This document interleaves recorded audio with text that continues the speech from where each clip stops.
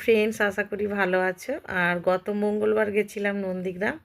আর গিয়ে দুপুরে খাওয়া দাওয়া করে দেখছি মা নারকেল কিনে রেখেছে। দিয়ে আমার বরকে বের করে দিতে ও সব ছাড়িয়ে নিয়েছে। আর এই নারকেলগুলো আমরা 3 ভাই বোন ভাগ করে নেব।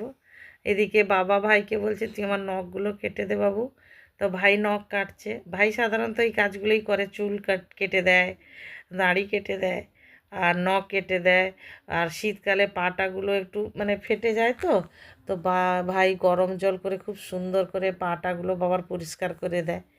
তো যেহেতু বাবা এখন নন্দীগ্রামেই থাকে, তো যখনই গেছে ভাই, তাই বলছে আমাকে করে দে। আর এখানে আমার মেয়ে দাঁড়িয়ে আছে। আর আমার ভাই এখন পাটা দেখ। নখ কাটার পর বাবার পা পরিষ্কারের পালা চলছে। তো ভাবলাম তোমাদের সঙ্গে ভিডিওটা শেয়ার করি। আর খুব আনন্দও হচ্ছে।